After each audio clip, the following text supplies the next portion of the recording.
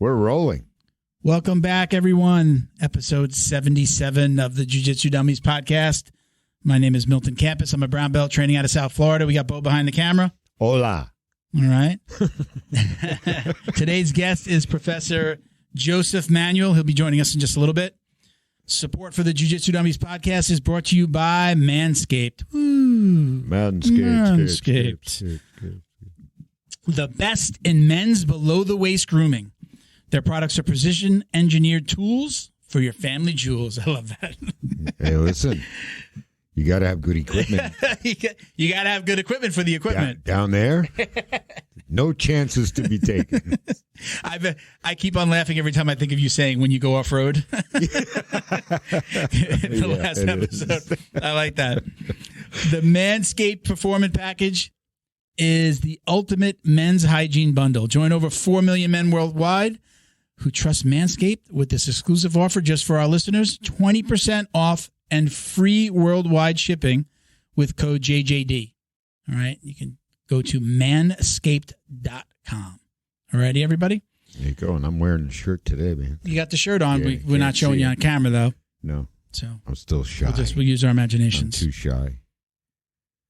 So, although here we are talking about shaving your balls. Yeah, I mean, it's like, what the hell? So I'm feeling that, like, I haven't, I used it before the last episode. I used just about everything, but I'm really loving the weed whacker, right? Yeah. The nose. Yeah. I don't get a lot of, I'm getting to that age where you get to the hairs in the ears, but I like the nose, you know, there was a time in my life where I actually, you know, would pluck, like if I had a long hair, like pluck it. Mm-hmm. It's bad. Have you seen those videos where like guys are at a barbershop and they stick and they pull their hair? That's horrible. Yeah, it's a wax ball.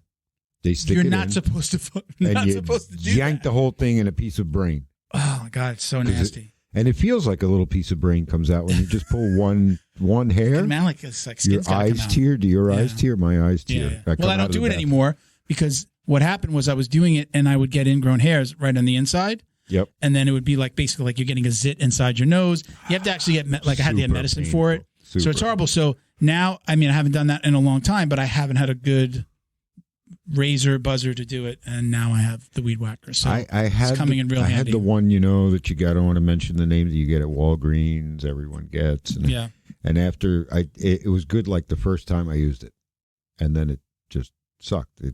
It's slow. It immediately starts to slow down, so the motor's not spinning fast anymore. Yeah. I got to tell you, I played around with that little guy. Yeah. And that whole 9,000 RPM thing. But it's consistent. Yeah. Like, you know, once you start cutting and stuff, it's not getting clogged, so it's still spinning at that speed. You're not, it's not like down. It's, you know, again, you're not getting into a whole bunch of hair and it goes, you know, it doesn't. No, it's I consistent. don't have that much hair. You know, it's not like there's some people I've seen that just really, they could take it, like, they need two of those. Two in one nostril, you know. Yeah, I'm so conscious of it. Like, I'll see other people. Yeah. Like, I'll be like, well, you really need to, like, I'm the guy that says, hey, bro, you got something, you know. Yeah, dude, you got something. You got a whole forest growing out of your nose. Sorry. You know, I haven't. I'm new to this beard game, but like I always wondered, like, you know, some people have the beard and they're like half the beard's coming out of their nose, like they don't trim the nose hairs. Those snots that are rope climbers. Do you do that right? So you don't I've seen let that. the nose hairs drives the shit out of me. Like, it's a beard, but it's look like a walrus. It's a like, nostril mustache. It comes flowing out nasty. like a glacier out of their nose onto their upper lip. Well, that's my new favorite. Again, check them out. It's Manscaped. Well, actually, get 20% off and free shipping with code JJD at manscaped.com. Again, that's 20% off with free shipping at manscaped.com and use our coupon code JJD. You can unlock your confidence and always use the right tools for the job with Manscaped. All right? You see, Hegel was right. Hegel? You calling him Hegel already? Hegel was right that code JJG works everywhere. Now it works at Manscaped. We've got one sponsor where it's not just JJD. We'll get to them in a minute. So thank you to Manscaped for all the support. We are also sponsored by Black Belt Digital Marketing. Anything you need for your business, like website design, Google Ads, graphic design. I used to say they can help. We can help. It's my company. It's a pleasure helping companies out. Don't brag. One of our Patreon sponsors is now a client. I'm not going to tell you who, but one of our Patreon sponsors, the gyms that we shout out, is now a client. Just became a client yesterday. Hey, it makes sense. So, what we do is, our core. We talk a lot about the web design and this other stuff. What we do is help people get found locally. Like I call it, clean the graffiti off the front door, so that they'll get more phone calls organically from like their Google My Business or what's called the Google Business Profile now. So like their map listing. So that gets seen more. Their image off the front door. Clean up their presence. We actually do a nice little review and report on where everything stands. And then we get to a place where we're helping them fix the things that they need our help with. And then we coach them on things they could do themselves, like asking for reviews. And answering reviews and answering them properly, so it helps with your overall search engine optimization. So check us out on Instagram at Black Belt Digital Marketing, and you can check out our website, bbdigitalmarketing.com. Again, and right there on the homepage, you can request that free online review. So shout out to Neutral Zone. So I'm loving my CBD, my tinctures, right? So I've got this guy by the bed. I've got this is the CBD with the melatonin and the berry. Mm-hmm. So this is cool. So out of everything, this one tastes the best. I love it. Are you dreaming? Are you having wild dreams? I am actually sleeping through the night. I knew that I would because I've had melatonin products before, but now I'm actually sleeping through the full night and not getting up 5 or 6 times like I used to. Right. I'm actually surprised when I wake up to the alarm in the morning and I haven't woken up, a whole bunch of times. Nice. So this is my favorite. I think maybe I should try that because I don't think I've slept like that in 10 years. This citrus one, I actually posted a picture. It was actually, I was at my desk. I'm like, let me take a little picture. The citrus is at my office desk. And I honestly probably might even be taking it more than I'm supposed to. Is that nighttime? This is regular. That's nighttime. The melatonin is the nighttime. And then the citrus, I usually... After my first coffee, then I just take an eyedropper full, and this guy is sitting at my desk all day. Nice. Yeah, I take it more than once. And now this is my new best friend, though. I went back to train this week. This is the kind of the roll on. It's called the muscle rub, but it's got the little roll on. As soon as I went back, neck got super freaking tight. I only trained once this week. I'm going to go Saturday again. Yeah. But as soon as I was just like, perfect time to try the roll. It's incredible. The smell isn't overpowering like a lot of like the sprays and non CBD products. Like I like this stuff. I feel like I'm getting more out of it. So this has been my new best friend over the last couple of days. Well, most of those have the smell to cover the toxic shit that's in them. Yeah, one of the things about Neutral Zone's products is it's plant based. Right. So there you go. That's all. You can actually see on. And I'm so horrible with my glasses. Like it's tested on animals. It's plant based. I believe it's vegan, right? I think I actually posted. I think all of the products are like vegan. So it's amazing stuff. There are people that actually think about that stuff. So everything is plant based, and you can find. We're working with the sports recovery line, but they have stuff for pets, women. I gave my wife, they actually sent us some samples, face masks. So I gave it to my wife. She hasn't used it yet. I just gave it to this week. It has like the face masks for I guess really men and women. I'm excited to try that. They have like a patch. I'm excited to try the patch, which I haven't yet. I don't want to just like start trying everything without having a need for it in the moment. I'd be interested in a face mask too, because I look like I got hit by a train. So I need a little skin help. Well, I don't know. I'll see what it looks like. I wonder how it once you pull it out, mine would look like a forest of little white trees on the inside. I don't think it's like that. You're thinking about pulling the blackheads off. Well, that too. No, it's just like a facial. well, facial's supposed to dissolve those, so you don't actually end up pulling them out like that. But yeah, I mean, maybe I need to. I'll let you. I'm going to get feedback from my wife on that one. But again, for athletes. Again, they have the women's line. Not that women aren't athletes, but they have a cosmetic kind of like in a women's line. and then the pet products. And I do have a cat, and she is a little crazy, and I'm curious to talk to them about anything I could be using to calm her down a little bit. Dose her up, man. So check them out at neutralzonecbd.com. Code JJD for 25% off. And you can check them out on Instagram at myneutralzone. All right. Shout out to our friend George Hernandez at Hernandez Claims. Right. He's a public adjuster, so he's the guy that's going to help you out if you have an insurance claim. You've got issues with your roof. You got damage from a hurricane, a tornado. We're down in Florida, so we deal with the hurricanes. But now he's licensed in Texas as well. So they get hurricanes on the coast, and I believe they get their fair share of tornadoes through that kind of the northern part of Texas. 2 hurricane spots in the country. Yeah, right. That the whole Gulf Coast. That's good. So call George Hernandez today. Let the professionals help you get the most compensation possible from your insurance company. Check them out at Hernandez Claims on Instagram or visit their website, hernandezclaims.com. As always, Sean and the crew from Flow and Roll. I just called Sean on the way down here to talk to him about the Peace Love Jiu-Jitsu rash guard. Cool. So didn't get him, but I'm going to try to hit him up on the way back down, back home. Oh, and I'm going to have that T-shirt. Actually, I'm waiting on it whenever you're ready. Yep. So we'll have that. Our first rash guard with Sean and Flow and Roll, and it's going to be something that we're going to put into. Essentially, we already give like a swag bag, but we're sending most of it from a different place. He sends out the T-shirts, then we'll have the rash guard. We've got the keychains that he just did right here. These guys, and then going to do bags and coffee mugs and things like that with him too. I know we talk about it a lot, but there's a reason why. He does awesome custom work. Check them out at flow_and_roll on Instagram and flowandroll.com.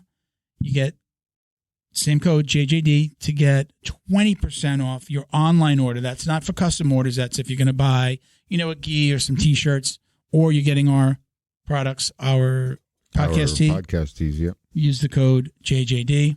Again, I always point everybody to the Instagram. You'll see the most as far as the work that he's doing, pictures of the work that he does with academies throughout the country. And he's got that cool kind of program to get you kind of through the door. A lot less money out of pocket. He'll help you get the gi and no gi kits that you need. And your students can order online. You're not collecting money. You're not laying out this big nut for, all the gis that you need. I mean, you're talking about thousands of dollars. He's got ways for you to save money, and it's going to help you get what you need quicker and overall less money out of pocket. Yep. All right. The Bjj Box. There it is. Bjj Box. And Miguel is in it. We're about to finish the giveaway. We did a giveaway, so we're giving away 2 VIP boxes. Oh, cool. So I'm going to announce that before this episode is out. We will have announced that. And for those of you who don't know, right, this is Jiu-Jitsu's favorite monthly subscription box, delivered right to your door, filled with premium Jiu-Jitsu and grappling apparel, equipment, supplements, supplies, snacks, and a whole lot more. You're going to get about 4 to 7 items. All right. They basically going to find the best in the world of jiu-jitsu and guarantee every box to be worth more than the cost. So they've got a couple of different packages. There's one that, you can get a rash guard. There's ones that you get a T-shirt. So just check out, see what fits your needs, what you're willing to, pay monthly. Again, it's a subscription. So you're paying monthly and you're going to get a box every month.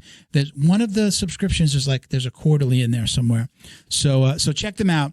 Again, code JJD10 for 10% off your first order, right? So you're going to go to thebjjbox.com. And again, JJD10, you'll get $10 off the first order. $10, yeah, you said percent before. Oh, did I say percent? Yeah. I'm sorry. Yeah, no, JJD10 for $10 off your first order. Excuse me if I said percentage. 10 beans. So, go check them out. We'll do an unboxing. We should have another box on the way soon. We'll do another unboxing. Still using my spiky ball. Nice. Still using my spiky ball at the the house. It's freaking amazing. Especially after, I told you, I like to jump rope, especially after the morning after doing a jump rope. You're on your feet, I'm on your toes. I do everything barefoot. Yeah. So I'm on the mats in my gym barefoot. So it's you're not getting the comfort. Doing it barefoot is better. Well, I'm doing it barefoot on mats, so I don't really feel like I wouldn't do it barefoot. I used to do it barefoot in the gym on just like the wood floors at like LA Fitness. I'd go hit the bags there that they have and do jump rope. I think that's better. I would even grab mats, the yoga style mats that they have there, and put two on top of each other and do it on top of that. My feet would feel different. But I use the spiky ball now. I really do love it. It looks like a cat toy in the middle of my living room. She doesn't touch it. No. But it looks like a cat. We have a cat, so it looks like a cat toy because it's just that little red ball. But my favorite thing out of that box, aside from the T-shirt, which I didn't get to wear today, aside from the T-shirt, because it's got all the submissions on the back of the T-shirt that he gave me. Nice. That's my standout. Shout out to Britt Tavar, our booking manager and sponsorship coordinator. She's handling the giveaways on Instagram, and she's also booking all of our guests. She's got us booked out a couple of months still. Got some interesting ones coming. Miss Tuba. Got some interesting things coming, and we've got a couple in-house interviews coming. Cool. So yeah, we haven't had somebody in here in a while. Yeah, I really do want to get back to I love the Zooms, but like having people in the studio is a different vibe. Yeah. It's especially when we have Miguel here and then a guest. Like the Rashad episode we did. Like it's been a while. Yeah, the Rashad episode was that the last one? Quite an accomplishment. With having 7 people in here. Right here we had Big J off to the side, me.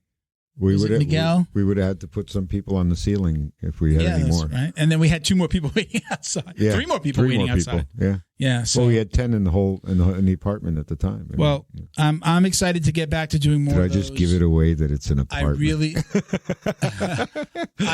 I really actually, when I throw that invite out to guests at the end of an episode, like I really do. If you're in Florida, let me know. And we really would, we can plan it out and do it on the right day so we can have everybody available. I would like to get back to doing more of those. It's a whole different dynamic. Yeah. Drew and his buddy D Mello are going to be coming on the first week of May. Oh, cool. So not next week, not Thursday next week, the week after that. Cool. And they keep on actually posting like funny memes at each other, like stuff about like beating people. Like it's just like a crazy, wacky shit. And it's like me and Drew on the next episode of the Jiu-Jitsu Dummies podcast. Good. I've been putting in our stories. Good, a little extra promo work there.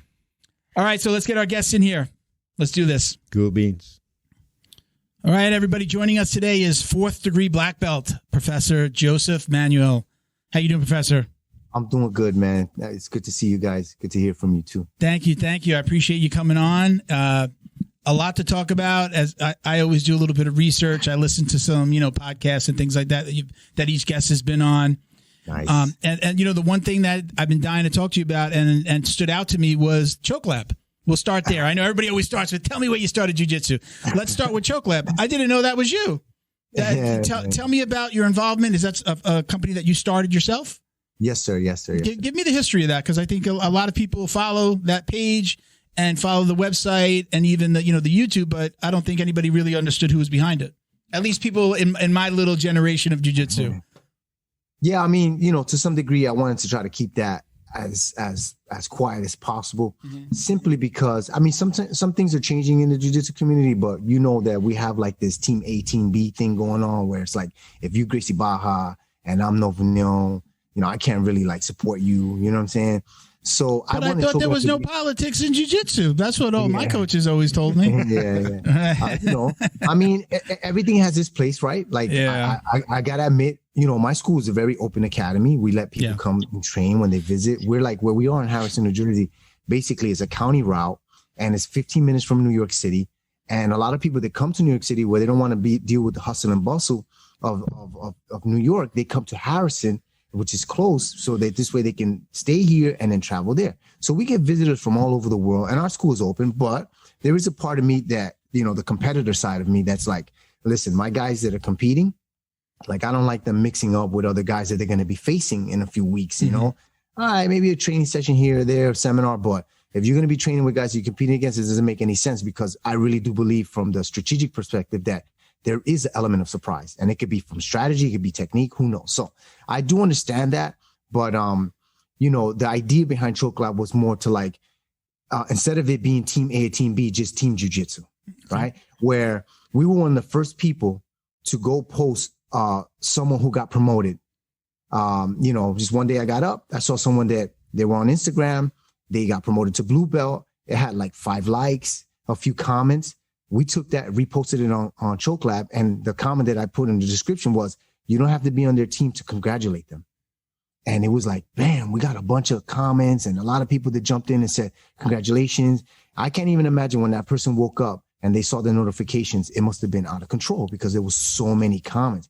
And that's what it was about for me. That's like what I wanted to spread, that feeling that, listen, just because I'm from, Team Robson Mora and someone else from Alliance gets a black belt, I could jump in the comment section and say, congratulations, bro, because we're all headed there. Yeah. That's our goal. I don't have to be like, oh, well, he's Alliance, I can't post a congratulations. You understand what I'm saying? Yeah. So that was like one of the main things one of the main objectives behind Choke Lab. And the reason why I wanted to keep myself out of it, because once people know that it's me, then they're going to be like, oh, you see, he represents Robson Mora. And then it comes, then that division comes, right? So I tried for a long time. Eventually people were going to figure out who it was. It's been a few years now. I think since 2016 is when I started it, but I was trying to keep myself out of it too, But anyway, it is what it is. I have I have a little saying to that point. I say this on the podcast a lot.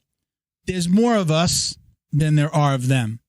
And I've said that in this context where, as I'm a hobbyist, I started jiu-jitsu when I was 41, right?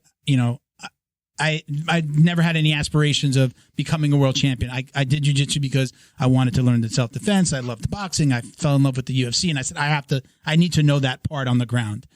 But there's more of us than there are of them there are more hobbyists than there are serious competitors. There are more of us than gym owners. So like, hey, don't feel like slighted if you don't know every competitor's name and you don't watch every IBJJF. And again, there's so many hobbyists out there that don't get caught up in the school versus school part of it. They just come to jiu-jitsu and then they leave. They come to jiu-jitsu and then they look at videos online, but they're not so involved in that political side. So I try to remind people that when they do start to get into that little political side or that team maybe, listen, man, why? Like you said, it's for the greater good to not get involved.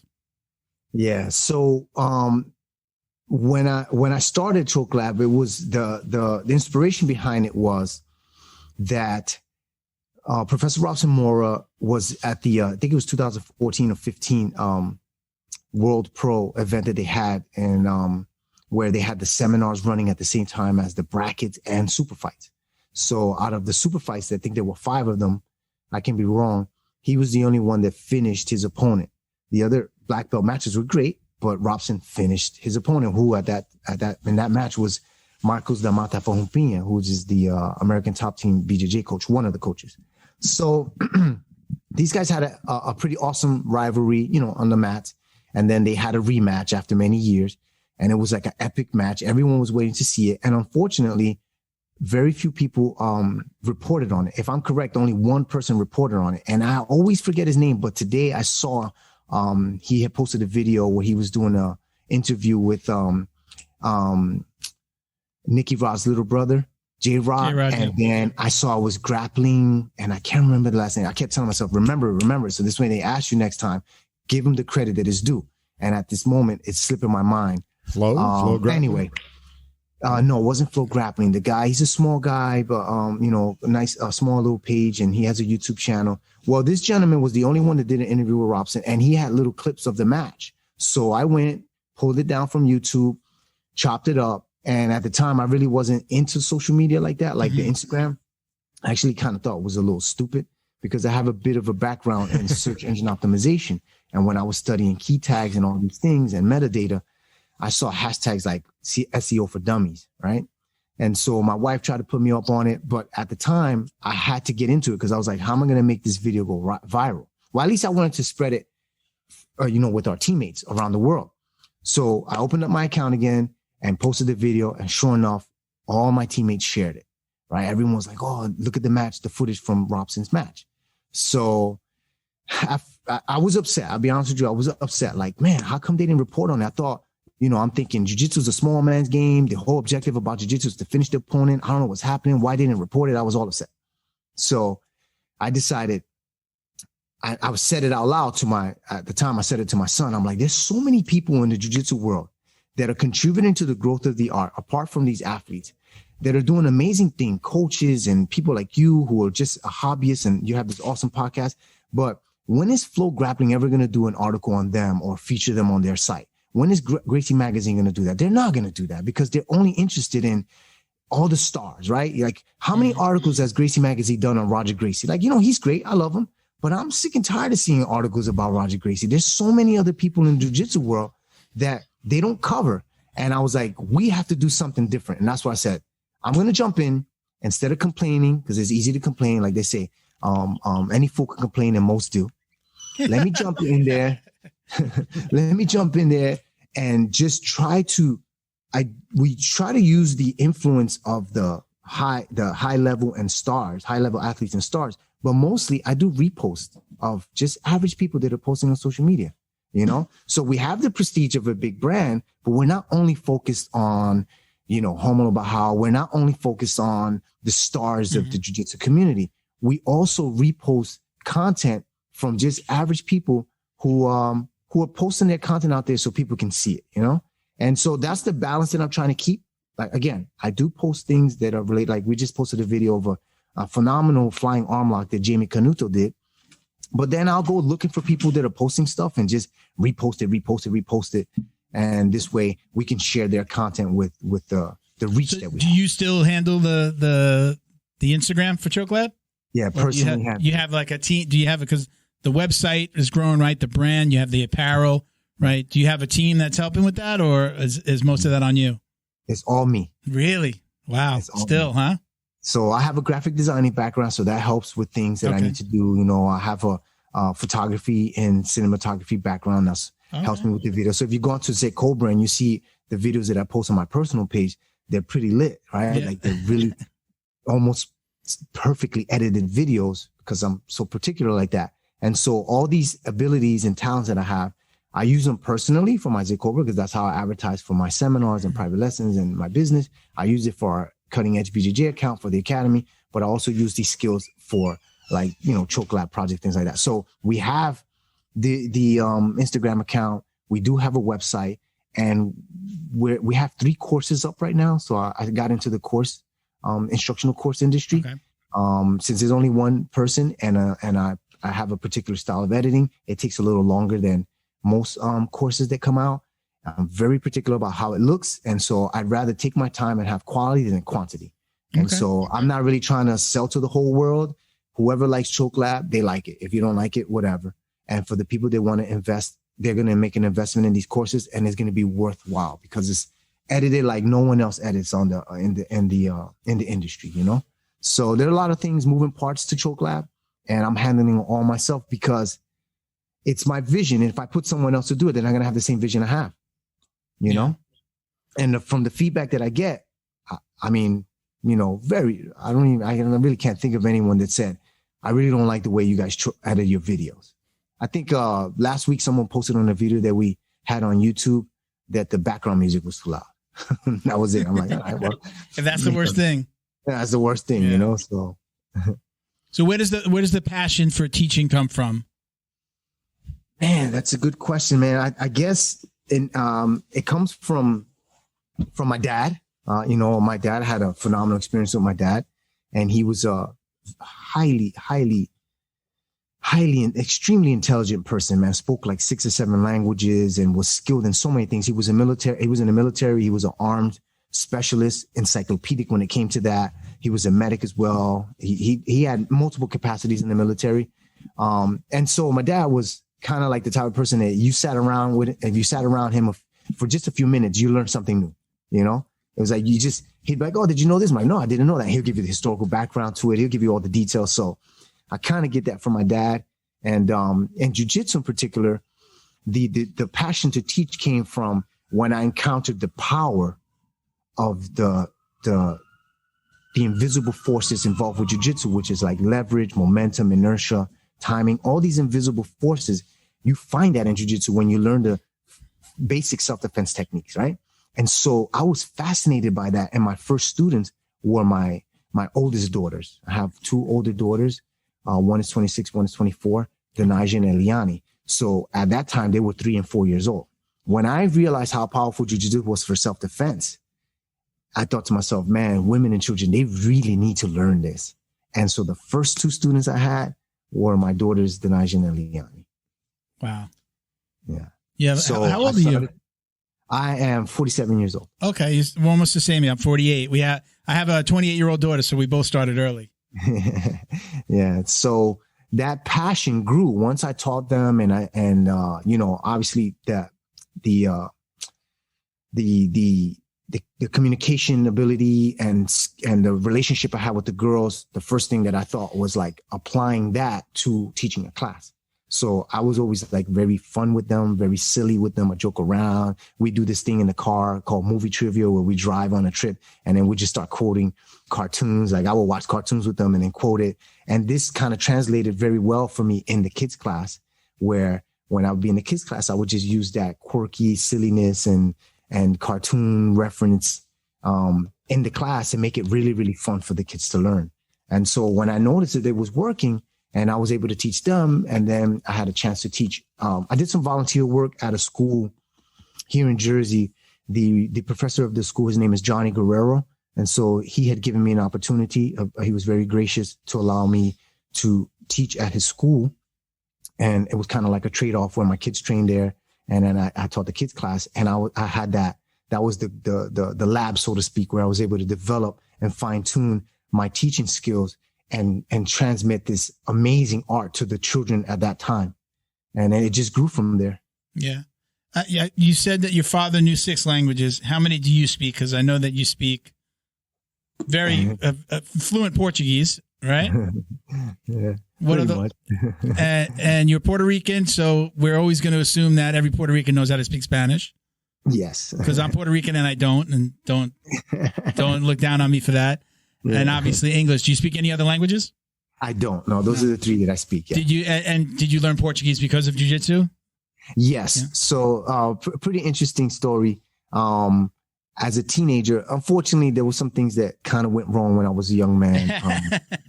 My dad, during the Reagan administration in the 80s, there was a big sequester back then, a lot of cuts to the military. Mm-hmm. So my dad lost his job. Unfortunately, he had to resort to like these, small jobs, working at a tire shop. He was a musician as well, a phenomenal musician. So he he used that ability to be able to win some, bring home the bread, so to speak. Right. Mm-hmm. And, but in that lifestyle of music, I remember that here in the Hamptons, my dad used to drive out there because that's where the money was. And that partying lifestyle led him into the drug lifestyle. Oh, right? So drinking. I giggled when you started to say that because I thought you were going to tell me about you being a bad kid. And you went another direction, so I apologize. I wasn't laughing at... No worries. I wasn't being disrespectful, but go ahead. Not at all. No.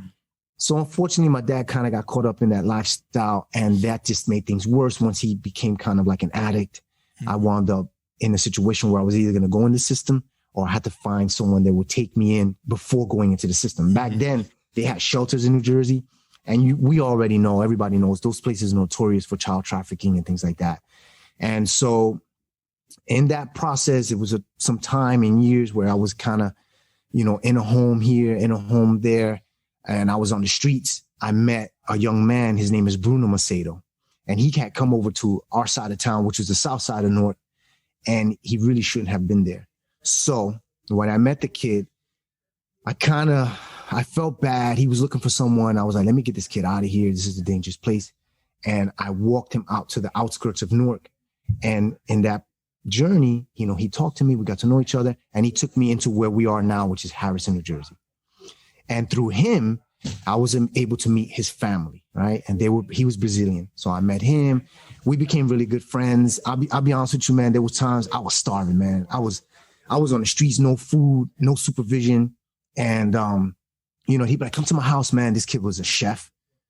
And I used to look forward to those days where he'd invite me to his house so I could have a nice warm plate of food, man. This kid is, to me, I always say he's like an angel. He's like an angel in my life because through him, I met his mom and I met his sisters. And I met his dad. His dad, I remember seeing me. He wasn't really too crazy about me because he knew I was from the streets. but, you know, he gave me an opportunity to work with him in a restaurant, and they led me into a completely different lifestyle from one that would have been catastrophic on the streets, maybe a life of drugs and crime. I met them and learned about the culture. They had a construction company. They put me to work. The father worked in a restaurant as well. He took me with him to work. He would teach me the ropes. Like, this is how a man needs to be if you want to raise a family. And they completely changed my life, man. So in that process of being with them, around them, is how I learned about jiu-jitsu. I learned about the amazing Brazilian culture. I learned a language. I can read and write and speak Portuguese. The mother of the family, her name is Estela Macedo. She encouraged me as a young man, like, you need to learn about your culture. So I didn't speak Spanish. Well, at least not fluently. And she was the one that encouraged me. You should go read books. Zay, you need to learn about your culture, learn about your people. And I remember I didn't know anything about the island of Puerto Rico. I mean, I had some basic common knowledge that was incorrect. Because when I went into the books, I found out so many things that I thought I knew were all wrong about the island and the culture, and how, you know, the Spaniards came to the island, and the rest is history. So that family, she was instrumental. He was instrumental in leading me to where we are today. He came here not too long ago, Bruno. I told him, listen, bro, this is you, man. He said, no, this is you. You did it. I'm like, yeah, but if it wasn't for you, man, we would not be here. This wouldn't even be in existence, you know? Wow. So that leads you to jiu-jitsu? Was he trained jiu-jitsu as well? He didn't train jiu-jitsu. It was one day my mom was watching. I say my mom. She was the mom. She's not actually my mom, but we call her Mai. And Mai was watching Global TV, and they ran this commercial where they were showing these different sports in Brazil. And when I saw, there was a quick clip they showed of like Royler in competition and training at the academy, and he did the elevator arm lock, like the Yoko Tomonage or the Tomonage to arm lock. You could tell me. And I was like, whoa, what's that? You know? And that's what caught my eye at first. And then I saw the UFC. So first it was a Global TV commercial of sports in Brazil, and they showed Gracie Jiu-Jitsu, in particular Royler, in competition and training at the academy. And I was like, man, I want to learn that. And I remember at that time, I was telling Mai that, you know, I was like, I will go to Brazil and I'll leave the US, go to Brazil, and just stay there to learn jiu-jitsu. Like, that's what I was thinking when I saw the commercial. I was like, I was enamored instantly when I first saw it. And if it wasn't for certain things that happened in my life, I probably would have gone to Brazil, and I would have. The universe led you to that. It's, you know, what, if you want to say God or the universe, I say the universe, but right, you met this young man, you meet the family, you get into the culture, and it's just like, it's all these little things kind of like box you into that lane to find jiu-jitsu. It was meant for you. I mean, I could not. We would be here for days if I explained to you how many things that are now what I consider a huge blessing in my life came from this path. Like my wife, and I have two young daughters. Because the other children for a previous relationship, I was a lot younger. I met her through jiu-jitsu, man. It's crazy, man. You know, like there's so many things that today I consider a huge blessing. I got through the path, through that family, through Bruno, through Estela and Nilo, the family, the Macedo family, jiu-jitsu, and to this point where we are today. Amazing. So let's talk about how you meet Robson Moura. Tell how does your path lead to him? Because I know you kind of sought him out, right? Yes. So when I first started training with my first formal lessons were with Marcio Lemos. He was at the time that I met him, he was a brown belt competition team captain for Rickson Gracie in California. He trained with all of them, and he was initially part of that movement when they moved to California of instructors that came to the US and they were promulgating the art of jiu-jitsu. So I met him here in Harrison. He was at my mom's restaurant. She owned a restaurant where she sold Brazilian food, and he was there for something to eat. And I happened to just stroll in to get my ribs and rice. And that's how I met Mario. And one day in class, he had this t-shirt on, and it was a t-shirt with the image of Saulo Ribeiro, and it said 1999 World Championships most technical fighter. I went on Google, searched it up. I came across Rorion Gracie's website. They had back then the VHS tapes of the 97 Worlds, 99 Worlds, 2001. I purchased them all. And that's when I first got a glimpse of Robinho competing. when I popped in I went backwards from 2001 to 99 to 97.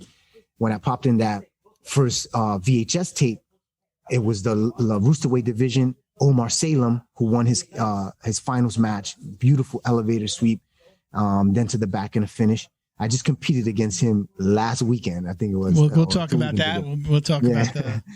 And then the second match was the light featherweight category, Robson Moore versus Vinicinho. And that's when I first got a glimpse of his jiu-jitsu.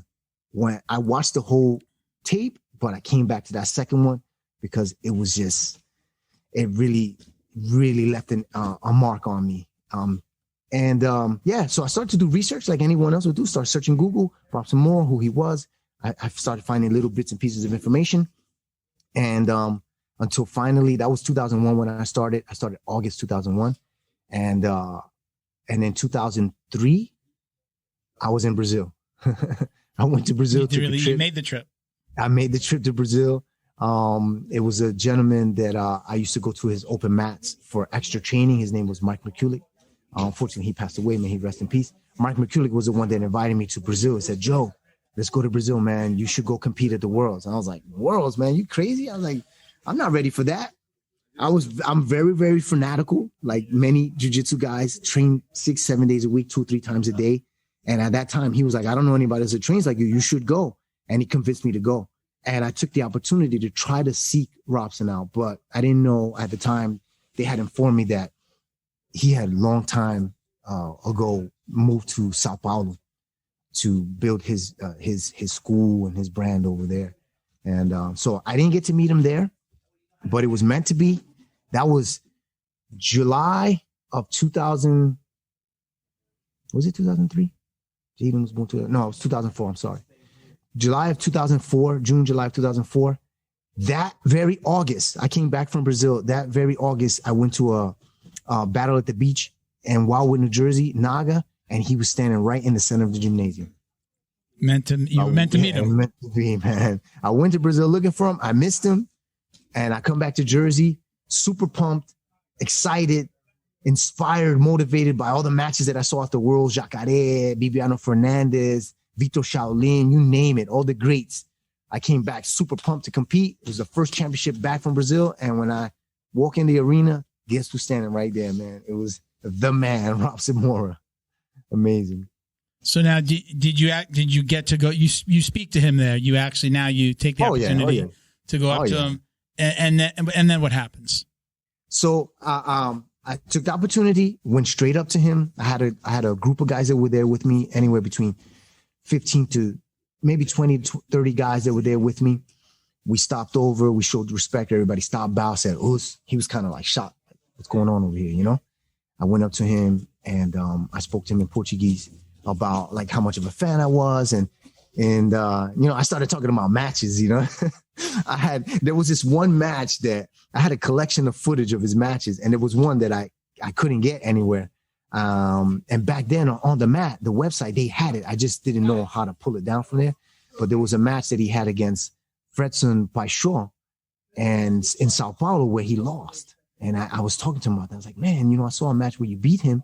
And then I saw, this match where you lost to him. And I was just like curious, like what went wrong? I don't know. I was just talking to him about the match. And, I'm sure he thought I was crazy, like I don't know this guy. And he's talking to me about matches, and I was asking him like, hey, is there any way that I could get footage of that? And, he was cool, right? He just looked at me. He was like, yeah, when I go to Brazil, I'll check and see if I have it, which really meant like, no, he's not going to go.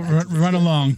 Run along, and, again, he was gracious, he was very nice to us and polite. And, we took a picture with him real quick. And then I went on my way. When I was laying down, I had this habit of laying down to control my adrenaline, take like a little nap. Before a match, right? Yeah, before the match. It just ran across my mind. I was like, damn. At that time, I didn't have an instructor. I was like, man, I should just ask him. And I did. I caught him just as he was leaving. I asked him, and the rest is history, man. So, you say to him what, like, hey, I want to come train with you. And so I was like, listen, I know this is a little crazy. But I'm in a certain situation right now. Unfortunately, I was training with a team and things didn't work out. And right now I don't have a professor. I have a whole bunch of students. I have a school. Our school's open 7 days a week. Business is booming. And I don't have a professor. I need someone to supervise my training and then supervise the training or help me to supervise the training of my students. And I was like, I'm just wondering if, I know this sounds crazy, but are you willing to like take on a new student and possibly an affiliate? And his response was like, you know what? I'm on my way. At that time, he was like the bantamweight champion of bantamweight number one contender. And so he had a title shot. And he was like, listen, I got this MMA fight going on. I got to go back to Brazil. I got to go back to Japan. When I come back, we'll see if we can sit down and talk about it, So he did come back. He had a school that he had started in Hawkesson, Delaware. It was called Jiu Jitsu. And when he came back to deal with that is when I finally met up with him over there. I drove from Jersey to Hawkesson is probably like, I think like 3 hours or something like that. And it just turned out that the day I was supposed to meet him, there was like a blizzard. They had given everybody, it was crazy. And they were like, oh, stay home. The universe wasn't going to make it that easy for you. Nah. Let's see if he really wants this. Bro, I drove in that blizzard. Well, I had a Toyota Highlander four-wheel drive, so I was good, man. Yeah, I didn't even have to plow the snow to get out of my parking spot. I just drove around everything. And so I drove out there, and I remember getting there. The school wasn't even open yet. He still had like those it was like paper in the windows, It was like it wasn't even open. And we went in, the mats were set, everything was really nice inside. And that's when I sat down with him and presented to him what my vision was as a competitor, as an instructor and professor, and as a business owner. I was like, this is the name of my school, which is Cutting Edge Business Jiu-Jitsu. We're located here. This is what my plan is. I had everything laid out for him, written out my goals, short-term goals, long-term goals.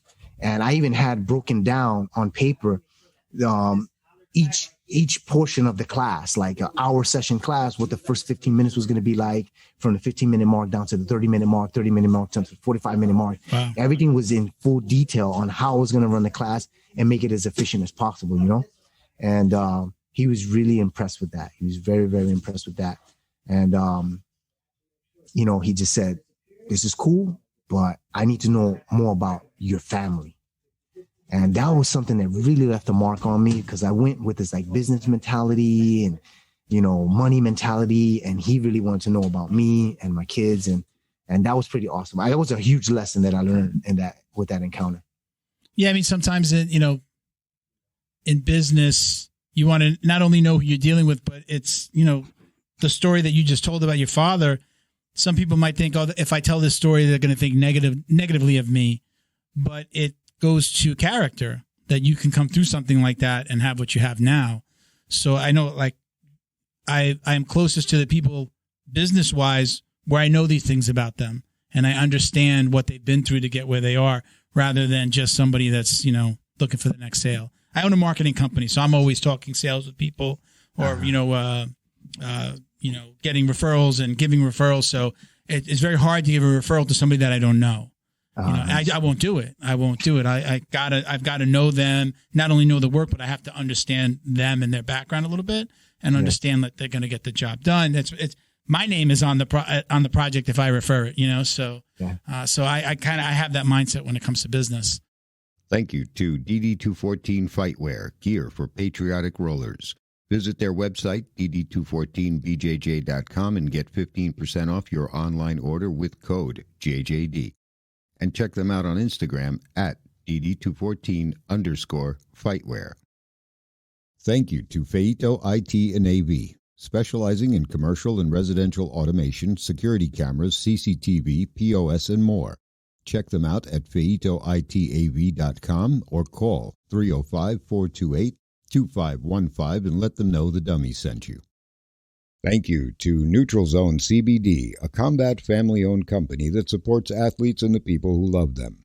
Zone strives to deliver clean CBD products for sports recovery in gummies, lotions, balms, roll-ons, and more. After a competition, a hard rolling session, or a tough day on the job, Zone has a product designed to help you reduce inflammation, increase cell rejuvenation, and may even help with aging joints. Visit NeutralZoneCBD.com and get 25% off your order with code JJD. And follow them on Instagram too at MyNeutralZone. Jiu Jitsu's favorite monthly subscription box has now joined the Jiu Jitsu Dummies podcast.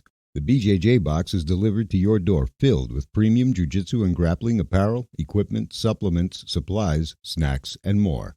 The crew at the Bjj Box find the best in the world of Jiu Jitsu and guarantee every box to be worth more than the cost. Each box includes 4 to 7 items you're going to love. Visit thebjjbox.com and use code JJD10 to get $10 off your very first box. And give them a follow on Instagram at thebjjbox. All of us here at the Jiu Jitsu Dummies would like to thank the entire crew over at Flow and Roll for their tremendous support. They're renowned for their incredible t-shirt designs, and they've got something for everyone. Flow and Roll quickly rose up to become the premier custom apparel provider for academies, big or small, throughout the United States. Shoot them an email about your custom order, flowandroll@gmail.com, and they'll be more than happy to get you hooked up. Check them out on Instagram at flow_n_roll for samples of their gi and no-gi kits. They conveniently offer flexible payment options, too. Head over to flowandroll.com for more details, and while you're there, pick up a Jiu Jitsu Dummies signature tee, now exclusively at flowandroll.com. And remember, you'll get 20% off your online purchase of t-shirts, rash guards, or gis with code JJD. Special thanks to George Hernandez, Claims Adjuster. Have you experienced damage in your residential or commercial property in the states of Florida or Texas from flood or fire, storms, theft and vandalism, even sinkholes, just to name a few? Don't get stressed out dealing with your insurance provider. Call George Hernandez today and let the professionals get you the most compensation possible. Visit HernandezClaims.com or call 305-712-6751 to get help now. And stay in touch with them on Instagram at Hernandez Claims. So fast forward, now you've been with him for how long? You've been part of his association for how long? Man, since 2004. Yeah. Wow. We're actually going to he'll be here at the school June 18th. Okay. And it's going to be like our 17th year consecutive or something like that, where we've had Robson come here to teach an annual seminar. We make it a huge event, promotions, food, churrasqueria, rodizio, you name it. Nice. It's a huge all-day event here with him to celebrate the phenomenal relationship that I've had with him all these years. That's great. So let's go back. You mentioned Pans, or you mentioned competing last weekend, or really it's a couple weeks now.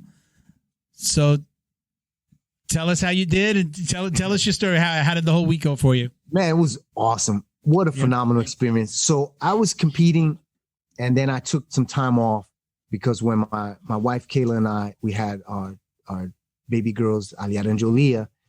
You know, I was competing a little bit when she was pregnant with Aliada, and even after Ali was born, but that was like stressful, man. I saw like the stress it was putting on her. Like when we would do Skype and she's like, I miss you. And I was like, dude, I got to cut this out, man. I can't be traveling. I went to Europe to compete in the Europeans, and, you know, she was back at home with the baby girl, you know? So I was like, all right, you know what? I got to put this to the side. So I stopped competing. I just focused on the business and my family and helping my athletes, you know, chase their dreams, right? So I always had that in my heart, though. And there was times where I was telling my students the other day about that one video that there's a video online of Marcelo Garcia being interviewed when he's talking about the fact that he wasn't going to be able to compete anymore. And you could just see the pain and hear it in his voice. Yeah. And at one point, you know, there's a certain part of my academy when you walk in, my cousin, I didn't build this. My cousin built it, where he kind of made like a little athlete corner where it's a picture of me at the Worlds, like in the prime of my life. And then there's these medals on the wall. I had all this stuff put away. I didn't even have medals up. I didn't have the picture. One day my cousin's looking through stuff. He's like, cuz, what is this stuff doing here? I was like, just put that to the side. It's like, man, one day I come in, he just created this little kind of like a little athlete wall. And I remember looking at those medals and just thinking to myself, like, damn, bro, I don't know if I'll ever be able to get back out there again. I really miss that push and that thrive and that thrill. And man, it worked out, man. The girls started school. We had the lockdown. And when school started full time again, I was like, maybe I might be able to now take advantage of the time that they're going to school when I drop them off from when I pick them up to squeeze in performance training, speed training, strength training, technical training, so I could get back in shape and go back out there. And I planned everything out to the T, man, and it worked out. And so my first tournament how long did you go between? How many years has it been since you competed? It was 9 years. 9 years. I mean, almost a decade. Yeah, 9 years. Okay. So yeah, it was Ali was 1 when I stopped. Well, she was a few months old when I stopped, and now she's going to be 9 in July. So yeah, I planned everything out, got into somewhat kind of shape. I mean, I always stay training, but competition shape is different from like training at the academy.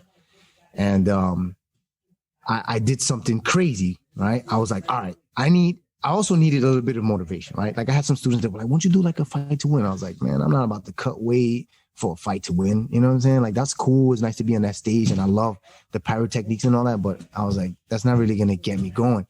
I decided to register for the 2021 Masters Worlds in Las Vegas. I was like, this is going to get me going. Because I know once I register, I'm like, I'm going to make weight and I'm going to get in shape.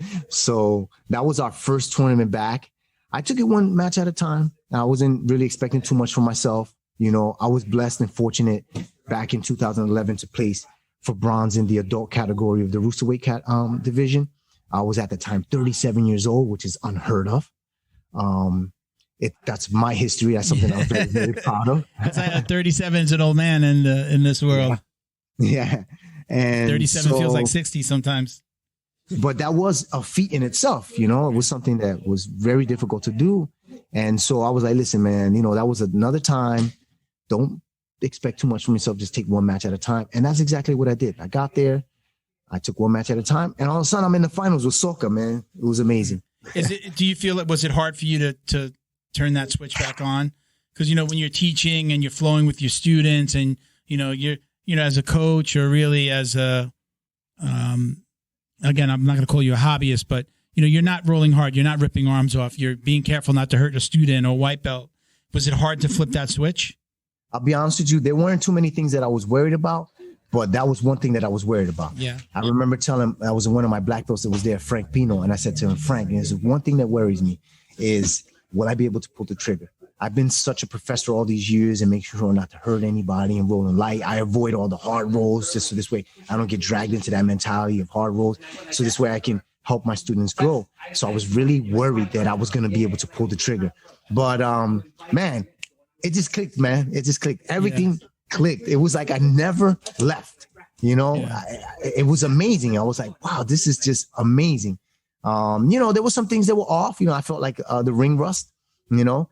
But, man, it's almost like I didn't miss a beat, man. I was attacking hard, passing, throws. I did a flying triangle. I did some Yoko Tomonages. One of the things that I had in my mind to do was, I'm not saying that all the jiu-jitsu world is like that, but a majority of the jiu-jitsu trends right now, I'm not really too happy with the butt flop and these guys just sitting down in guard. Like, I find it highly annoying. It's something that I'm like, come on, man. You know, you train 8 hours a day, you know, or 4 hours a day, 7 days a week. You can't do a throw.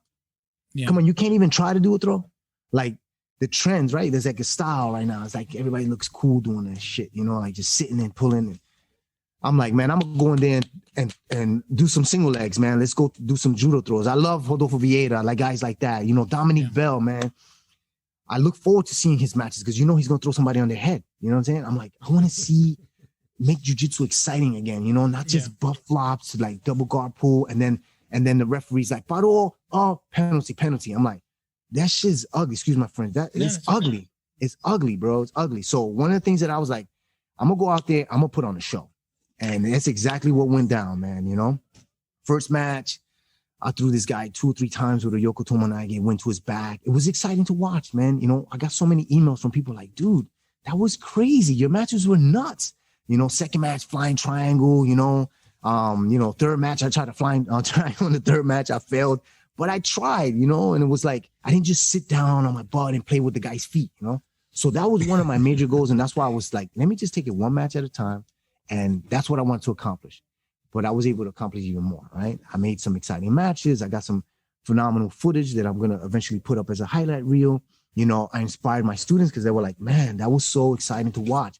I had a group of guys that were, you know, in a Skype meeting watching, and they were just losing their mind. They're like, man, this guy's crazy.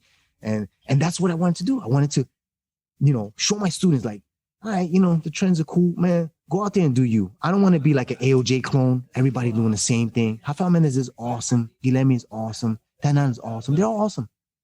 But I don't want to be them. I don't want to do the same thing they do. And so I try to teach my students, be you. Learn techniques. Find something that you like. The way we teach jiu-jitsu at my school is kind of like, I tell them, it's like a buffet.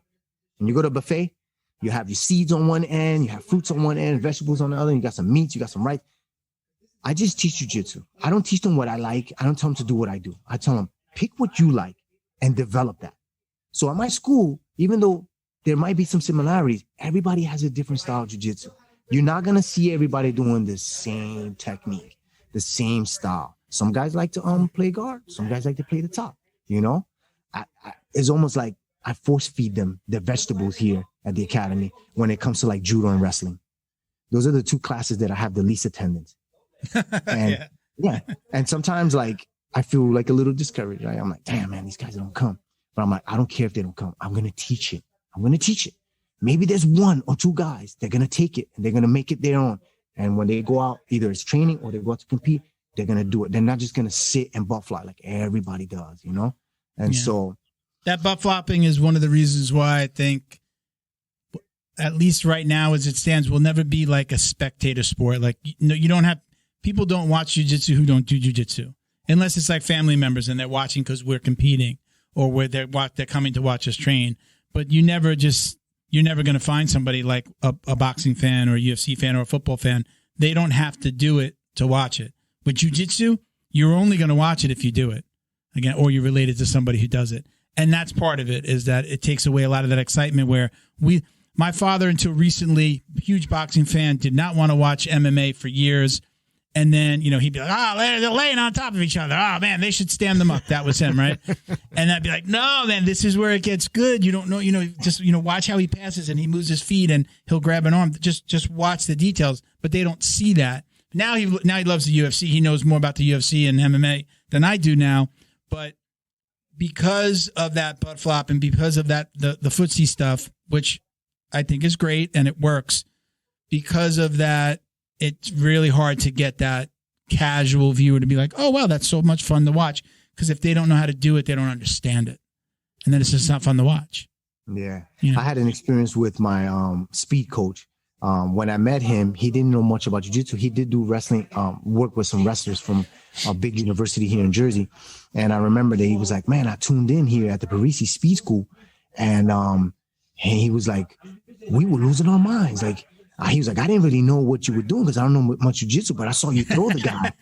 And I remember saying to him, I'm glad that your first experience watching jiu-jitsu was watching my matches and not some of these other butt floppers, because you'd have been like, what the hell is that, you know? And he was like, man, everybody in Parisi was like, they were standing up and cheering and yelling, yeah, Joseph. And you're right. So I could talk trash, right? Like I said before, any fool can complain and most do. Or I could get out there and just try to show the people, at least my students or anybody that's watching, how it's done, man. And so we had the Masters World in 2021. And then I set up to compete at 4 more events: Indianapolis, Atlanta, Boise, and then the Pans in Kissimmee. And I did the same thing, bro. I went out there and just put on a spectacle: throws, passes, sweeps, submissions, you name it. The one thing I did not do, I did not butt flop, and I didn't play footsies, and every single person that watched it was like, wow, that was amazing. And so last 2 weeks ago, I think it was, I was at Kissimmee, and it was a great run, hard weight cut, tough weight cut.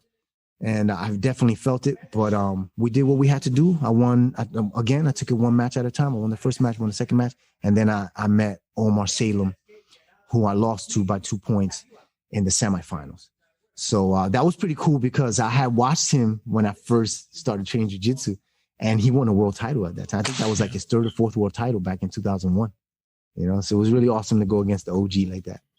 This is a perfect time to introduce a listener comment or question, because we're talking about competition. We had Jaylene Hernandez. She asked, what would be the best advice for an athlete when losing a fight? So, you're just talking about, your loss. What do you tell your students? Man, I always say to my students that there are two things all competitors are destined to do. That's to win and to lose. Mm.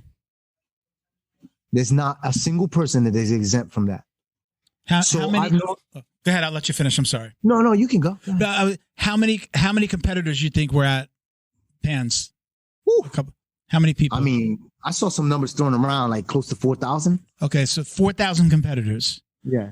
And then how many, weight categories, male, female, bell? How many gold medals do they give out? I mean, I think if you just count the adult male, I think there's about 9 categories, right? Okay. Right. So between 7 and 9. When I talk to people that want to compete, but they're worried about losing, like, I don't want to lose in front of my coach. I don't want to lose in front of the team. Or I know people that'll go compete on their own and not tell anybody. Like they'll go to maybe a local event, but maybe a little bit further away so that nobody sees them. Say, understand, look, 4,000 people competed, and there's just a handful of people that are going to win. So there are a lot more people that lost and are going to go through that same feeling as you. No one's expecting, no one's standing there going, oh, you lost, and they're going to judge you. It's just like, you have the balls to get out there. So sometimes, when somebody's talking about wanting to compete, but they're scared about, I don't want to compete in front of coach. What if I do something wrong? He's going to listen, again, there are going to be a lot more losers out there than there are winners. So, yeah.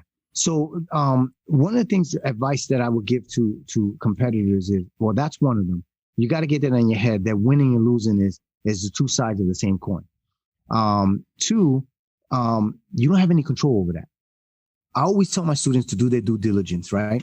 I always use the shape of a triangle, right? And I say that if you look at a triangle, at the top of the triangle and the two sides on the bottom, the two corners on the bottom, the first one should be technique, right? And then on one side, you have your speed training, and then you have your strength training, right?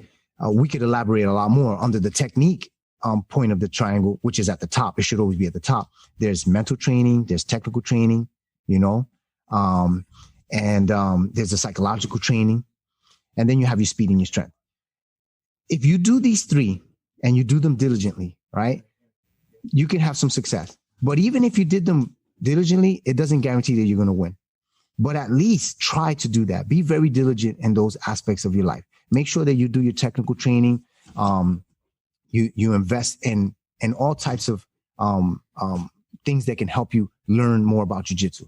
Obviously, the filet mignon of learning in jiu-jitsu is private lessons. So from the beginning as a white belt, I've always had the habit of investing in my private lessons. I've always made sure to invest in my workshops and seminars. Seminar pops up, I don't miss those. So this way I can gain more knowledge, Obviously, we don't want to miss class. Studying footage is very important. I've always had from the beginning of my jiu-jitsu journey, studying matches, all the high-level matches, black belt finals, semifinals, quarterfinals, anything I can find to this where I can watch and see what the reaction is. Right? This is kind of like common knowledge, but even the best need to be reminded, that these are things that are super important. Then you have your speed and you have your strength training, you want to make sure that you're in shape. And in both regards, you want to be strong. So this way you protect your joints and your ligaments, do your Olympic lift, things like that, and do your speed training to develop your cardio, dexterity, speed, quickness, things like that. These are the most important things you could do. You have no control over whether you win or you lose. The only thing you have control over is what you're going to do to prepare for the match. That's it. How many guys go out there to compete?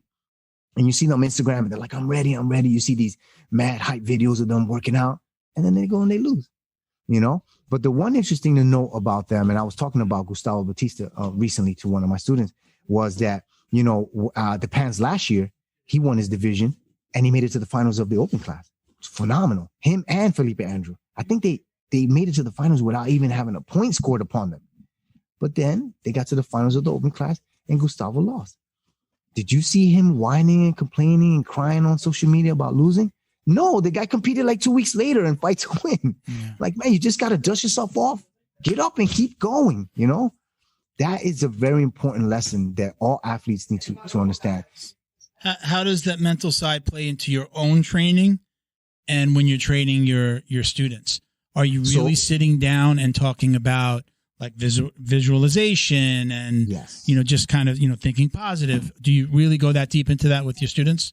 Yes. I always suggested them a few books that I read for psychological training, like The Mindset of a Champion, Talented is Overrated by Jeff Colvin. These are amazing psychological books or audio books that you can listen to help develop the mindset of a champion. I always say, it's my favorite quote, confidence comes through preparation. So if you want to build your confidence as a competitor, you have to prepare correctly. You got to prepare technically, you got to prepare your speed training and your strength training.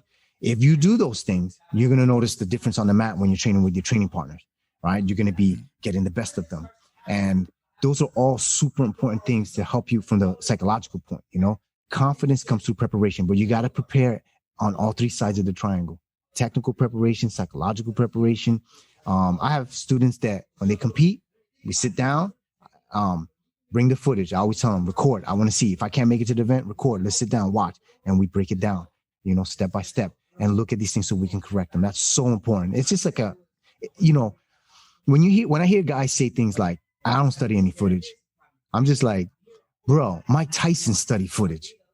Like the great Mike Tyson. I'm thinking about him now because what happened on the airplane. We were talking about it before the show.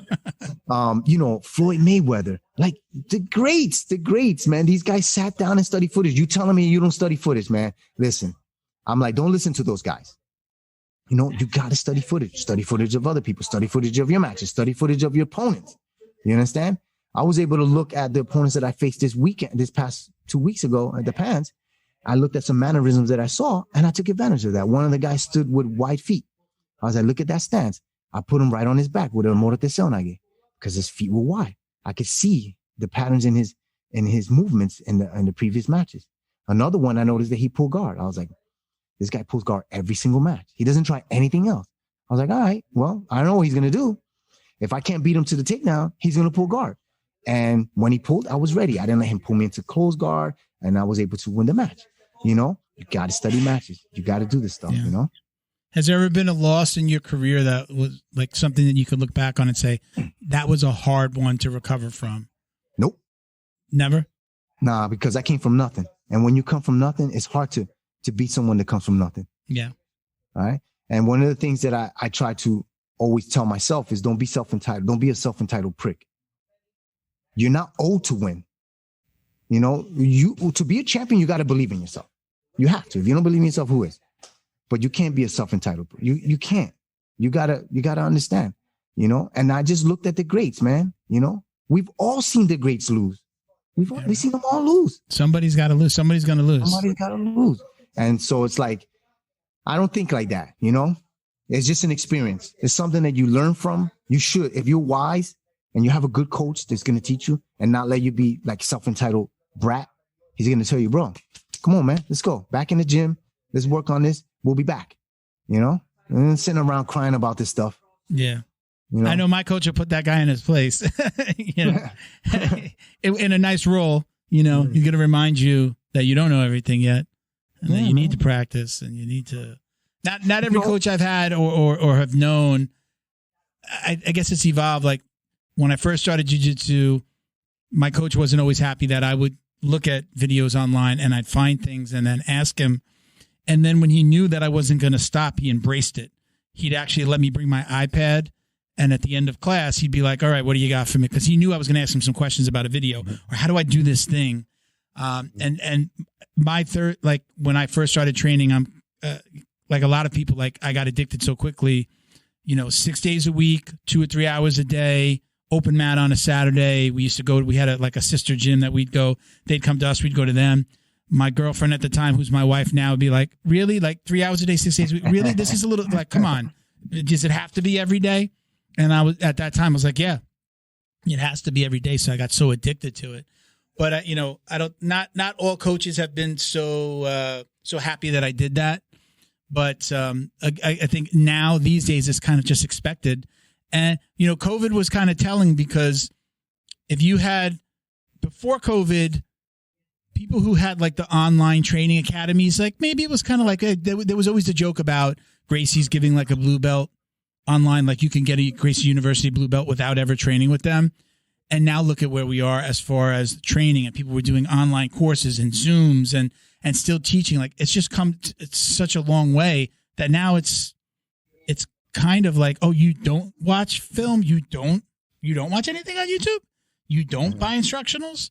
Shit, I just bought my first instructional that I've ever bought. I watch a lot of stuff online, but my first instructional, Marcelo Garcia, North South, because that's my favorite. That's always been my favorite move. So, but that wasn't, instructionals have been out there for a long time, but I don't think my coaches weren't always so hyped that I did that I'd come to them with some like doing something on the mat that they hadn't taught me.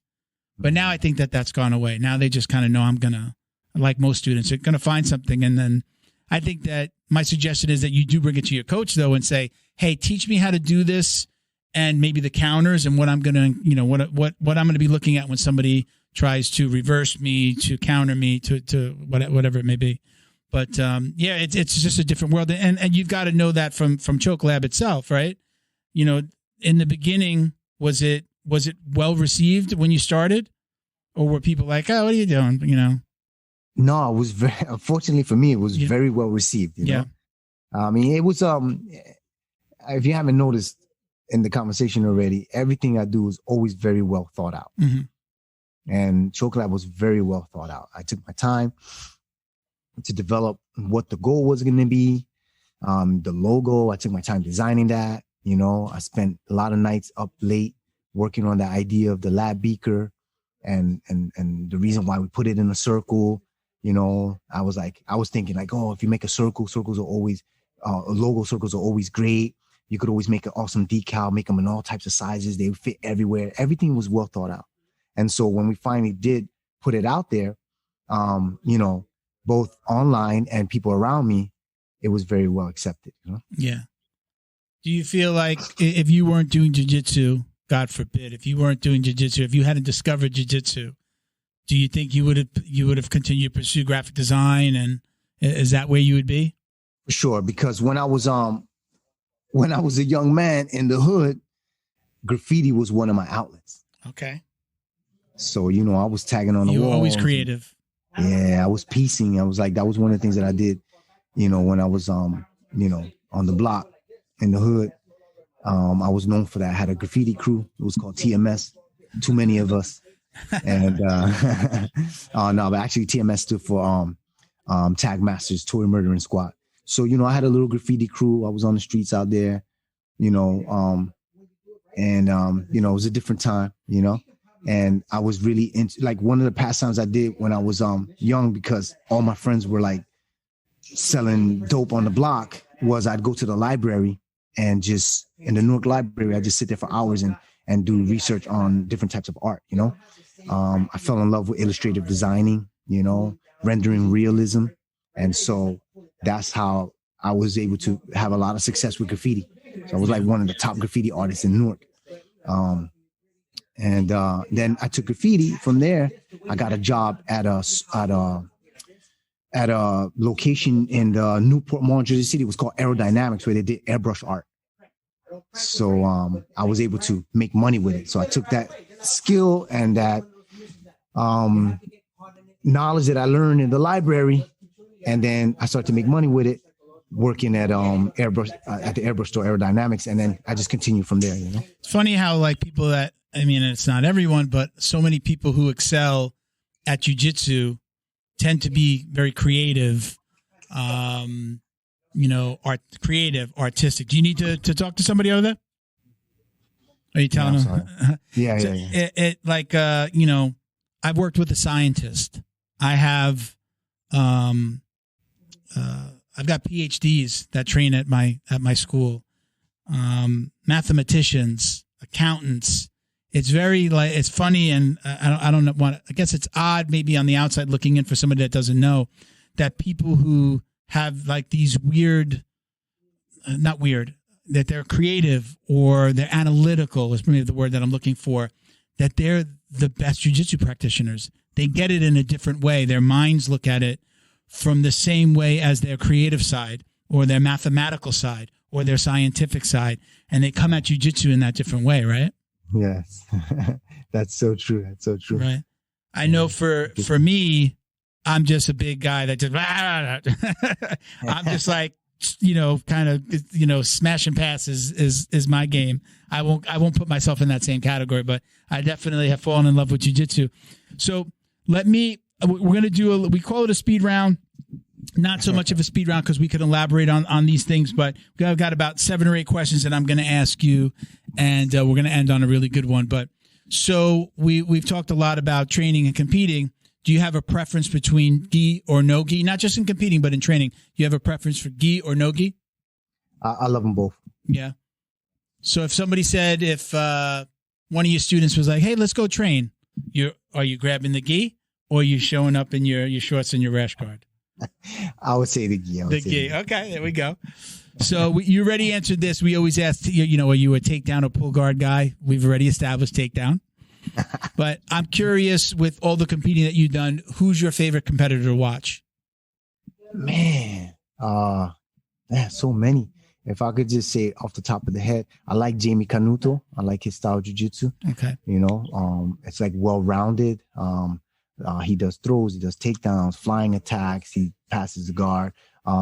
Definitely like, if I think about competitors on the scene right now, I like, obviously I like Jonathan Alva, right? Okay. I like his style. And, are you someone that's watching like every fight to win? I always ask, are you a consumer of jiu-jitsu? Because you're putting it, you do it, you train it, you're competing.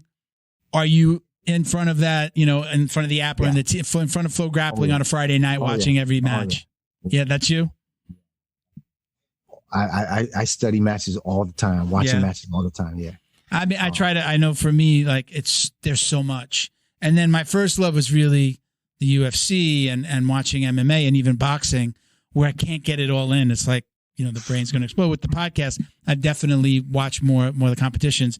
If the good thing about, the on-demand models that we have now is that I don't always have to watch it live. I can catch it the next day, or my wife wants to watch something, or she wants me to watch something with her on a Friday night after a long week. I'm not just going, no, baby. I've got 5 hours of jiu-jitsu to watch now. So can you just, shh. That's not going to work in my house. All right. So what is your ultimate goal in the world of jiu-jitsu? What do you want your legacy to be? Jiu-jitsu is a very powerful tool for self-defense and character development. Not that everybody needs that, but I definitely have my handful of students over the years that jiu-jitsu has helped to put on the right track. It has helped me a lot in terms of character development. I had a nasty, nasty temper. I don't think that I don't have the temper anymore. I just know how to deal with it a lot better. And so that's one of the main goals is to spread the knowledge of self-defense, help people that can use the amazing aspects of jiu-jitsu to help with character development. And another thing is that one of the things that we're able to do through the art of jiu-jitsu, I feel at my school is kind of counter the negative energy that exists in the world, right? Like like right now, I'm like 5 minutes away from the turnpike. If I go to the turnpike and I go to pay, those people there are like miserable. They don't say hello. I walk out right in front of the school in the morning. Sometimes I say good morning to people and they're just like, So in the Jiu-Jitsu Academy, we teach, to be polite and to be courteous and to be empathetic. And so that's one of the main things that I try to spread through the science of jiu-jitsu. Every time I teach a seminar, I always go and I shake everybody's hand in the room, I try to be helpful and polite, and those are like 3 of the main things that I want to, spread through the art of jiu-jitsu. Okay. I like that. So if you could go back in time and talk to yourself before the very first time you stepped on the jiu-jitsu mats, what would you tell yourself? Man, that's a good one. What would I tell myself if I were to say? What advice would you give yourself? What advice? Well, I wouldn't be able to, because I started training. I was 27 years old, and I was surrounded by a lot of extremely wise people. And so I was already a professional in my career. I had children. My life was set, and it was already heading in the right direction, you know? So I didn't really make any unwise decision in jiu-jitsu. I think if there's one thing I could tell myself, would probably be not to spar as much.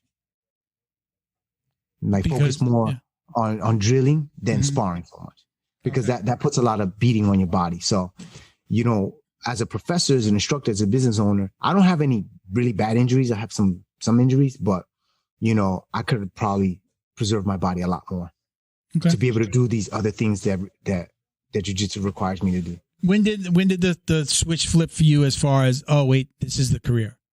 This is what I'm doing, from what you were doing before to no, jiu-jitsu is the career? When did that happen for you? That happened for me when I decided to, when I got the crazy idea to try to become a world champion.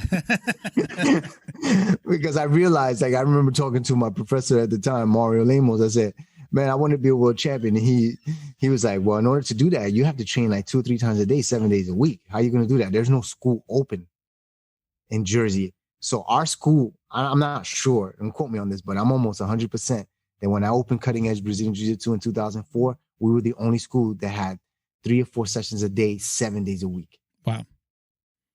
Most schools still don't do that. Yeah, most schools still don't do that. Yeah. Wow. Okay. So do you have any regrets as it relates to your jiu-jitsu journey? Is there anything that you would have changed? Absolutely not. No. Absolutely not. It's been a phenomenal journey.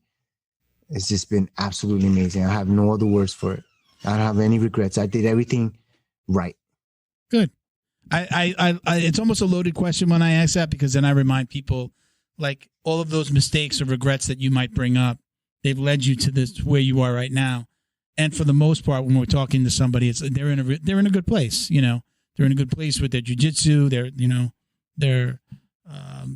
ambassador.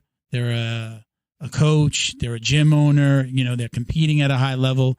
So it's all of those things that happened that brought them to that moment that we're asking that question. So a little bit of a loaded question. All right. Now, this is the big one. This is our most important question that we ask. This is the last one, and this is the most important. Okay. Do you or do you not wash your gi belt? I wash my gi belt. Yes. Thank you. Is there a why, or would you like to address the reason why people don't wash their belt? Well, I know that there's like this so-called online or some tradition about washing your belt and losing your skills. I think it's absolutely ridiculous. Yeah. Just like anything else that you wear and sweat accumulates on it and dust and dirt, it needs to be washed. So I've always had the habit of washing my belt. And then I got a little more stern with that as a professor instructor, where one time I had an experience rolling with someone and I was playing guard and the belt came like right in front of my face. So that thing smelled like, man, I can't use the term, you know, it smelled really bad. And I was like, oh man. And then I remember telling my students about the experience. And I was like, guys, you know, I know sometimes you see all this stuff on the internet, you know, it's just like movies. Everything you see in the movies, everything you read on the internet is not real. Yeah. Like, and you have to use a little bit of common sense, you know? So I always tell them, guys, wash your belts. As a matter of fact, like last week, I walked around the room and I saw like some white belts and they had like, you know, the little knobs were like a little dusty. I was like, guys, I don't want to walk around here and see any dirty belts, man, because I'm speaking indirectly now. But if I have to call you out, it's not going to be pleasant, man. You know, the ones that always kind of make my butt clench up a little bit is the guy that wraps his gi up and ties the belt around it, and then I see him put it in the trunk. And already, you know, kind of he's the smelly guy. That gi is staying in that trunk till the next training session. We've had a couple of those guys. We don't have many of them now, but we had a couple of them in the past at the gym, and you don't want to be that guy. I just think it's just good. I get the whole, like, okay, maybe that you're washing it, you're making the belt fade, and that's making it look like you train more. That's maybe the best argument that I've heard for somebody who doesn't wash it, but there's never an argument for not being clean. You know, you're going to trim your toenails, right? You're going to shave. You're going to, you know, trim your fingernails and your toenails. I just can't see somebody that doesn't wash. Now, I have 2 belts, so I wash my belt, each belt maybe like once a month. New to brown belt. I've been out for a couple of months with an injury, just went back this week. But for the most part, when I walk in the house, the gi goes right. The gi, my rash guard, my underwear, like a kind of, the shorts that I wear, everything goes in the wash. The belt is going to make it in there once a month because a lot of times it fell off. It wasn't even on, so again, and then, try not to just fade the hell out of it, and it gets all loose and shitty. But anyway, that's me. So, all right, listen, Professor, do you have anybody you want to shout out? Any sponsor, anybody you want to say hello to? This is your time. Man, always a big shout out to my students, man. They are a huge blessing.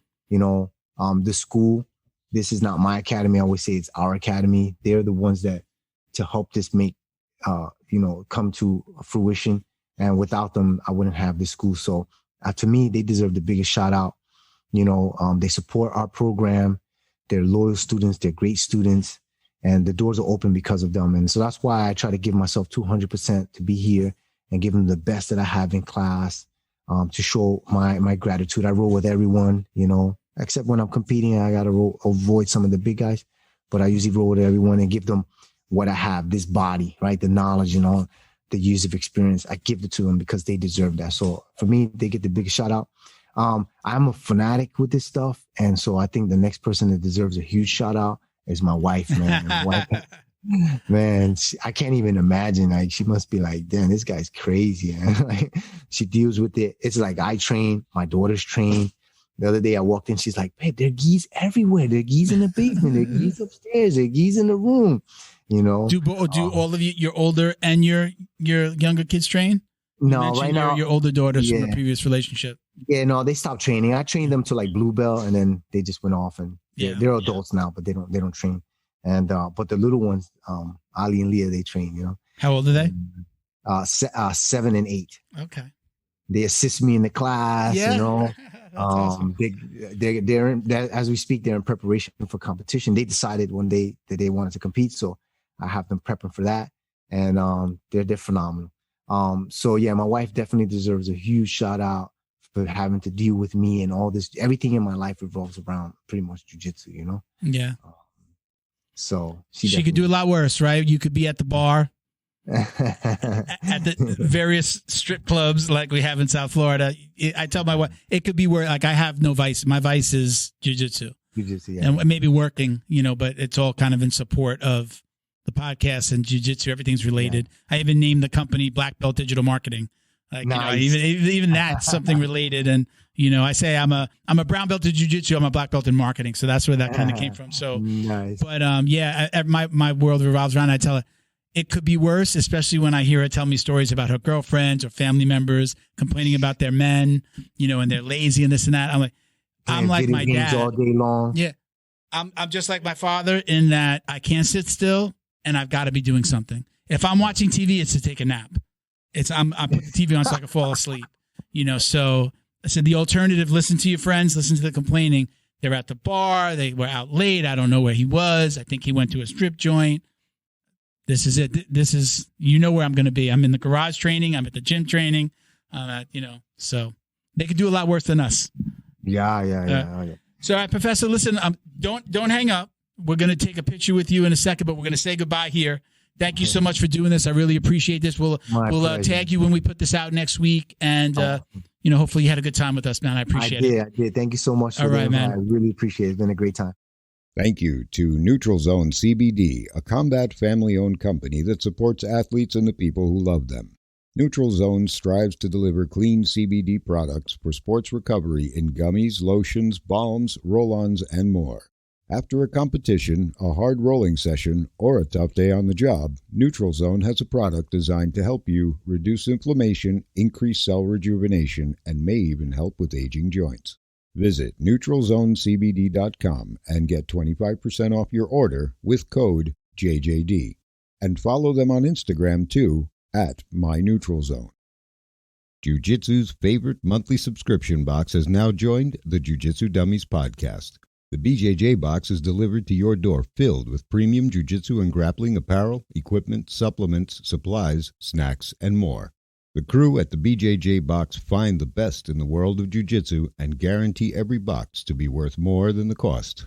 Each box includes 4 to 7 items you're going to love. Visit thebjjbox.com and use code JJD10 to get $10 off your very first box. And give them a follow on Instagram at thebjjbox. All of us here at the Jiu-Jitsu Dummies would like to thank the entire crew over at Flow and Roll for their tremendous support. They're renowned for their incredible t-shirt designs, and they've got something for everyone. Flow and Roll quickly rose up to become the premier custom apparel provider for academies, big or small, throughout the United States. Shoot them an email about your custom order, flowandroll@gmail.com, and they'll be more than happy to get you hooked up. Check them out on Instagram at flow_n_roll for samples of their gi and no-gi kits. They conveniently offer flexible payment options, too. Head over to flowandroll.com for more details, and while you're there, pick up a Jiu-Jitsu Dummies signature tee, now exclusively at flowandroll.com. And remember, you'll get 20% off your online purchase of t-shirts, rash guards, or gis with code JJD. Special thanks to George Hernandez, Claims Adjuster. Have you experienced damage in your residential or commercial property in the states of Florida or Texas from flood or fire, storms, theft and vandalism, even sinkholes, just to name a few? Don't get stressed out dealing with your insurance provider. Call George Hernandez today and let the professionals get you the most compensation possible. Visit HernandezClaims.com or call 305-712-6751 to get help now. And stay in touch with them on Instagram at Hernandez Claims. All right, that was great. Pretty cool, right? Very cool. Very cool story. Got another great jiu-jitsu. I don't want to say jiu-jitsu is the only thing that saved his life, but right, he was on a very bad path. Could have been on a very bad path. And the people that he met and the reasons and connections to jiu-jitsu. Connection story. It's like if he was going down the street, he was being like funneled into this world to lead him to jiu-jitsu, right? Am I saying it the right way? Like a maze. It's like a maze. It's like a guiding light. You. Yeah, it's like a guiding light. Guided him to the right place. So I think that's awesome. It's funny because we had Jadeson on, and similar story, except that in his case, there was this guiding light and then some sort of energy that seemed to want to throw him off course the whole time, and he had to fight that. Whereas Josef, Professor, correct. Josef. See, I'm not a jiu-jitsu guy. I'm a civilian. He had the experience where he met this person and then he had to make a choice. Do I, Yeah. It's like a cat following you home. A cat follows you home. It chooses to follow you home. It ends up in a completely different fate. Yeah. Whereas he even said, the things could have turned out really bad for him. And might have if he hadn't met. It's really a cool story. I mean, just from one person. One meeting. Boom. Just evolves. Opens up this whole new world. Yep. I think super cool. There are a lot of stories like that in jiu-jitsu. It's why we love, the guys over at the We Defy Foundation. We don't talk about them a lot, but they, we have their, one of their patches up here. I know that's, obviously love to support them. They're doing really great things, but, we hear about those stories a lot. Like, I think I would be dead. I would have done something bad to myself if it wasn't for jiu-jitsu. My marriage would have fell apart if it wasn't for jiu-jitsu. Or just a bad life, I know being out, I don't compare my being out to any PTSD or any issues that anybody has. I'm just saying I know the feeling after being out for 2 to 3 months where I'm internally going, I have to get this out. Yeah. I need to get this thing out that I get to get out most days of the week. Sure. And now I haven't been able to get it out. Lucky I was doing a lot of gym work. I set up my you stayed heavy bag. You stayed relevant. Weightlifting and bags in the gym. Miguel came and put up some stuff in my garage. Speed bag, heavy bag. So I couldn't imagine. Joe Rogan said, I'm not going to be able to quote him on it, but he talked about you get out of work, you have a tough day at work, and then some people will go to the gym and train, and they get out that stress from the day. Right. And then there's some people that go home and sit on the couch and crack open a bottle of wine, eat bad food, and he kind of talked about it in a way where he was saying, I can't understand how you're going to explode. You have to have an outlet for that energy. It's like a kid, you give a kid a candy bar. It's like, well, you got to let him get it out now, right? Well, there's a physical, there's a physical side to that and a psychological side to that too. And that's the irony is that the physical side is less important than the psychological release. Yeah. That release. Funny enough, too, there are people that talk about, especially with men, sometimes jiu-jitsu is the only time you're being touched. And even the act of being like, we're grabbing each other, I've got you in side control, maybe you got my back. Human contact. The human contact. For some people, this is the only human contact they get. That fills something in them as well. I mean, I touch myself all the time. I'm sure more than you want to know. Sorry, I didn't mean to say that. But listen, we're preaching to the choir. I know, most people that are listening to us are, training jiu-jitsu or thinking about training jiu-jitsu, but, we know that it is an incredible outlet. Yeah. That's why there's hashtags like jiu-jitsu saved my life, right? Yeah. Like there are things out there like that. The only PTSD you ever have was from the last time you went commando and caught your balls in the zipper. Okay, let's move on. At least it was shaved. You're great for transitions. At least it was shaved. All right, shout out to our Patreon podcast patrons. This is probably the last episode that we're doing these shout outs. Carlson Gracie, Winter Haven in Winter Haven, Florida. Woo! cgwinterhaven.com, at Carlson Gracie _Winter Haven on Instagram. And I'll explain more in a second what we're doing with and why this will be the last time we're doing these, at least in this form. So make them good. But Carlson Gracie, Broward County in North Lauderdale, down here in Florida. That's Big J and his guys.